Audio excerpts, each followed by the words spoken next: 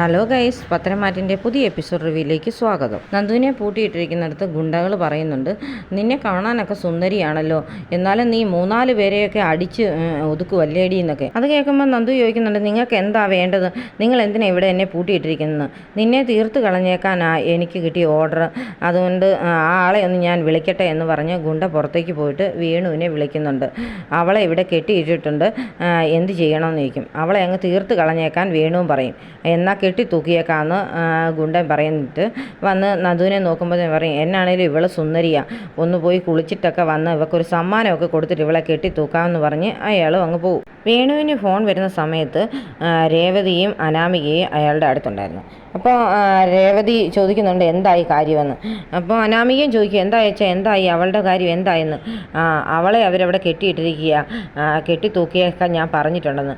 തീർത്ത് കളയാൻ പറഞ്ഞല്ലേ എന്ന് രേവതിയും ചോദിക്കും. എനിക്കിതൊന്നും വലിയ പുത്തരിയൊന്നുമല്ല, എൻ്റെ ചെറുപ്പത്തിൽ ഞങ്ങൾ ഫ്രണ്ട്സുമായിട്ട് ചേർന്ന് ഞാൻ 3-4 കൊലപാതകമൊക്കെ ചെയ്തിട്ടുള്ള ആളാണ്. പിന്നെ നമ്മളുടെ അത്യാവശ്യങ്ങൾക്ക് വേണ്ടിയല്ലേ നമ്മളിങ്ങനെയൊക്കെ ചെയ്യുന്നതെന്നൊക്കെ പറഞ്ഞ് വേണു അതിനെ അങ്ങ് ന്യായീകരിക്കുന്നുണ്ട്.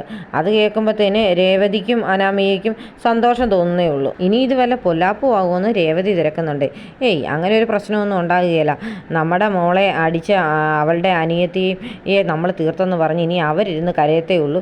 പിന്നെ ദേവയാനി ഹോസ്പിറ്റലായതുപോലും അവരാരും ഇതുവരെ തിരക്കിയിട്ടില്ല. പിന്നല്ലേ ഇത് പൊല്ലാപ്പാകുന്നത്.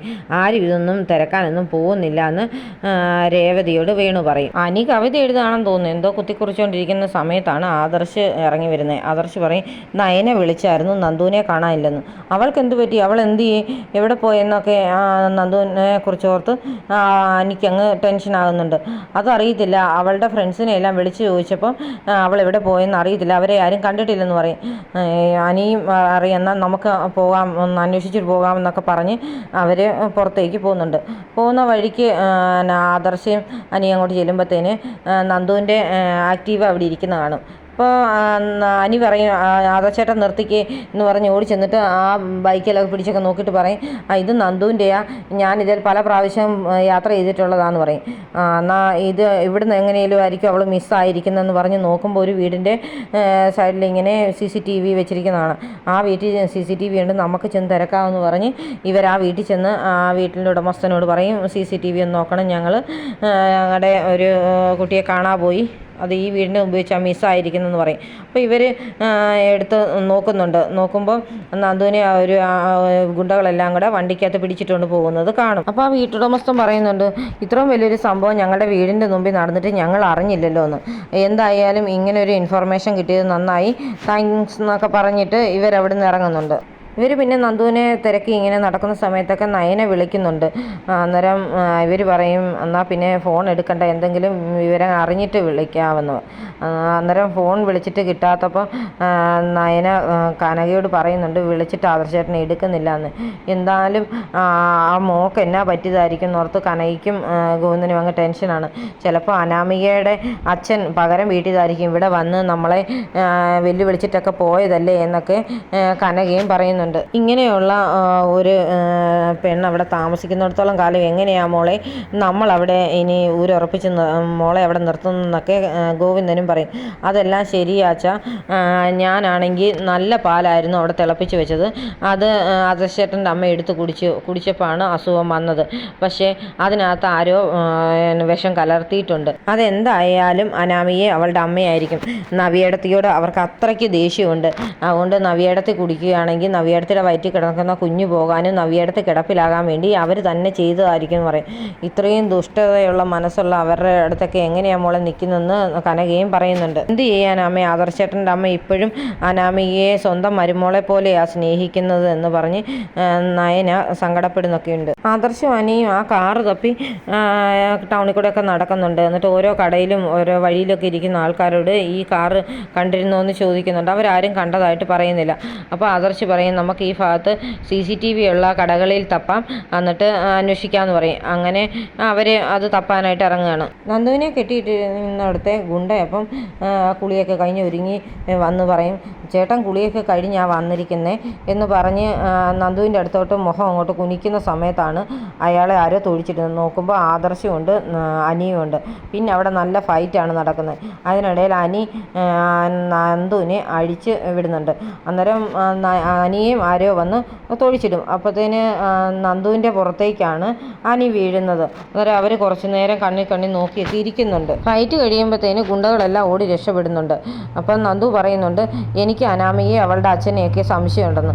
എന്തായാലും തെളിവൊന്നുമില്ലാതെ നമ്മൾ ആരെയും പഴി ചേരാനൊന്നും പോകണ്ട, വാ എന്ന് പറഞ്ഞ് ആദർശ് അവരെ വിളിച്ചുകൊണ്ട് അങ്ങോട്ട് പോകുന്നുണ്ട്. നന്ദു മരിച്ചു കാണുമെന്നുള്ള വിചാരത്തിൽ ആഘോഷത്തിനായിട്ട് ഇറങ്ങുകയാണ് വേണുവും രേവതിയും അനാമികയും കൂടെ. അനാമികയും രേവതിയും ഒരുങ്ങി വരുമ്പോഴത്തേന് ചോദിക്കുന്നുണ്ട്, എന്തായാലും അച്ഛാ ഇപ്പം അവളുടെ കാര്യം തീർന്നു കാണുമല്ലേ എന്ന്. മോളെ ഇപ്പം അവളെ കെട്ടി തൂക്കി കാണുമെന്ന് പറയും. എന്തായാലും എനിക്ക് സന്തോഷമായി. അവളെന്നെ അടിച്ച അടി അതുപോലത്തെ ആയിരുന്നു. മൊത്തം ശക്തി എടുത്ത് അവളെൻ്റെ ചെവിക്കലിനിട്ട് അടിച്ചത്. ആ വേദന എനിക്ക് ഇതുവരെ മാറിയിട്ടില്ലെന്ന് പറയും. എന്തായാലും അവളെ നയനെ തെളിയിട്ടതിന് വേണ്ടിയല്ലേ ഇപ്പം നിന്നെ തല്ലിയത്. നയനയ്ക്ക് എന്തോ അസുഖമുണ്ടെന്നാണ് ഇവരെല്ലാം പറയുന്നത്. അതെന്താണെന്ന് മാത്രം മനസ്സിലാകുന്നില്ലെന്ന്. ഇനി അവളാണ് വല്യമ്മയ്ക്ക് കരൾ കൊടുത്തെന്നെങ്ങാനും പറഞ്ഞൊപ്പിക്കുമോ എന്നറിയത്തില്ല. അവളെ പരിശുദ്ധയാക്കാൻ വേണ്ടി അവിടെ എല്ലാവരും കുറന്ന് കഷ്ടപ്പെടുന്നുണ്ടെന്ന് പറയും. ഇനി ഇപ്പം എന്തായാലും വേണ്ടില്ല മോളെ, നന്ദുവിൻ്റെ ശല്യം അങ്ങ് തീർന്നല്ലോ. ഇനി നയനെയും നവിയൊക്കെ കരഞ്ഞ് ഇരിക്കുന്നത് നമുക്ക് കാണാം. അവിയെ ഒന്ന് ചൂട് പിടിപ്പിച്ച് വിട്ടാൽ പിന്നെ നവിയെയും അവൻ അവിടുന്ന് ഇറക്കി വിട്ടോളും എന്ന് പറയുന്നുണ്ട്. അതൊക്കെ കേൾക്കുമ്പോൾ പ്രതീക്ഷയോടെ നിൽക്കുന്നുണ്ട് അനാമിക. ഇതെന്തായാലും നമുക്കൊന്ന് ആഘോഷിക്കണം അച്ഛാന്ന് പറഞ്ഞ് പുറത്തോട്ട് പോവുകയാണ് വേണുവും രേവതിയും അനാമികയും കൂടെ. ഇവർ പോകുന്ന സമയത്താണ് വേണു ഏർപ്പാടാക്കി ഗുണ്ട വിളിക്കുന്നത്. സാർ ബാക്കി ക്യാഷ് വേണം, അവളെ കെട്ടിത്തൂക്കിയെന്ന് പറയും. എന്താ നിനക്കൊരു കിതപ്പ് പോലെ ഒരു ബുദ്ധിമുട്ടെന്ന് പറയും. അത് ഒരു ഫൈറ്റൊക്കെ വേണ്ടി വന്നു അവളെ കെട്ടിത്തൂക്കാൻ, അതുകൊണ്ടാണ് എത്രയും പെട്ടെന്ന് ക്യാഷ് അയക്കാൻ പറയും. അന്നേരത്തേന് വേണു പെട്ടെന്ന് തന്നെ ആ ക്യാഷ് അങ്ങ് അയച്ചു കൊടുക്കും. അവരപ്പം ചോദിക്കുന്നുണ്ട് എന്ത് പറ്റിയെന്നൊക്കെ ചോദിക്കുമ്പോഴത്തേനും വേണു പറയും, അവളുടെ കാര്യം ക്ലോസ് ചെയ്ത് അതിന് ക്യാഷ് അയച്ചു കൊടുക്കാൻ അവന്മാർ പറഞ്ഞതാകൊണ്ട് ഞാൻ അയച്ചു കൊടുത്തിട്ടുണ്ട്. ഇനി പോലീസ് തിരക്കി വന്നെന്ന് പറഞ്ഞാൽ പോലും ആ സിം ഒന്നും കിട്ടാൻ പോകുന്നില്ല. ആ സിം എൻ്റെ മരിച്ചുപോയ ചേട്ടൻ്റെ പേരിലുള്ള സിം ആയിരുന്നു എന്നൊക്കെ പറഞ്ഞ് വേണുവും ഇത് അങ്ങ് നിസ്സാരമായിട്ട് പറയും. പിന്നീട് കാണിക്കുന്നത് അനിയും നന്ദും കൂടി ഒരു റെസ്റ്റോറൻറ്റിൽ ഇരിക്കുന്നതാണ്. അപ്പോൾ ആദർശ് വിളിച്ചിട്ട് പറയും, ഞാൻ ഉടനെ വരാം, നിങ്ങൾ ഫുഡ് വല്ലതും കഴിച്ചോളാനൊക്കെ പറയുന്നുണ്ട്. ശരി ഏട്ടാ എന്ന് പറഞ്ഞ് അനി ഫോൺ വെക്കും. എന്നിട്ട് പറയും, ആദർശേട്ടൻ ഒരു മീറ്റിങ്ങിന് പോകാൻ ഇറങ്ങിയതായിരുന്നു, അതിനിടയിലാണ് ഇങ്ങനൊരു പ്രശ്നം വന്നത്, അതുകൊണ്ട് ആ മീറ്റിംഗ് അറ്റൻഡ് ചെയ്തിട്ട് വരാം, നിങ്ങൾ ഇവിടെ ഇരിക്കാൻ പറഞ്ഞിട്ടാ പോയെന്ന് പറയും. നന്ദു വല്ലതും കഴിച്ചായിരുന്നോ എന്ന് അനി തിരക്കുന്നുണ്ട്. ആ ഗുണ്ടകൾ എനിക്ക് ഫുഡൊക്കെ കൊണ്ട് തന്നിരുന്നു, നിർബന്ധിച്ച് കഴിപ്പിക്കാനും നോക്കി, പക്ഷേ ഞാൻ കഴിച്ചില്ല, അതുകൊണ്ട് നല്ല വിശപ്പുണ്ടെന്ന് പറയും. എന്നാൽ കഴിക്കാമെന്ന് പറഞ്ഞ് ഇവർ ഫുഡൊക്കെ ഓർഡർ ചെയ്ത് കഴിക്കുന്നുണ്ട്. ആ സമയത്താണ് വേണുവും രേവതിയും അനാമികയും കൂടെ അങ്ങോട്ട് വരുന്നത്. അവർ ആ റെസ്റ്റോറൻറ്റിൽ ഫുഡ് കഴിക്കാൻ കയറാനായിരുന്നു. അന്നേരമാണ് കാർ അവിടോട്ട് ഒതുക്കിയിടുന്ന സമയത്ത് വേണു നോക്കുമ്പോഴത്തേന് അനിയും നന്ദും കൂടി ഇരുന്ന് ഫുഡ് കഴിക്കുന്നു. മോളെ ഇതൊന്ന് നോക്കിക്കുക എന്ന് പറഞ്ഞ് അനാമികയോട് വേണു നോക്കാൻ പറയും. അപ്പം അനാമിക നോക്കിയിട്ട് പറയും, ഇത് അവളല്ലേ എന്ന് ചോദിക്കും. അവൾ ചത്തുപോയെന്നൊക്കെ പറഞ്ഞിട്ട് എന്താച്ചാ ഇങ്ങനെയൊക്കെയെന്ന് ചോദിക്കും. അതറിയത്തില്ല, അവരെന്നോട് അവളെ തൂക്കി ഇട്ടെന്നാ പറഞ്ഞത്, ക്യാഷും മേടിച്ചല്ലോ എന്ന് പറയും. രാത്രിയായിരുന്നെങ്കിൽ അവളുടെ പ്രേതമാണെന്നെങ്കിലും വിചാരിക്കാമായിരുന്നു, പക്ഷേ ഇത് പകലല്ലേ, അപ്പോൾ ഇത് സത്യമല്ലേ എന്നൊക്കെ രേവതിയും പറയും. അച്ഛൻ്റെ ഒരു കാര്യം, ഇങ്ങനെയൊക്കെയാണ് അച്ഛൻ്റെ ക്യാഷ് പോകുന്നത്, കണ്ടില്ലേ അവളിപ്പം വീണ്ടും അനിയുടെ കൂടെ ഇരുന്ന് ഫുഡ് കഴിക്കുന്നത്. ഇതൊക്കെ ഓർത്ത് ടെൻഷൻ അടിച്ച് നോക്കിയിരിക്കുന്ന അനാമികയുടെ മുഖം കാണിച്ചുകൊണ്ടാണ് ഇന്നത്തെ എപ്പിസോഡ് അവസാനിക്കുന്നത്.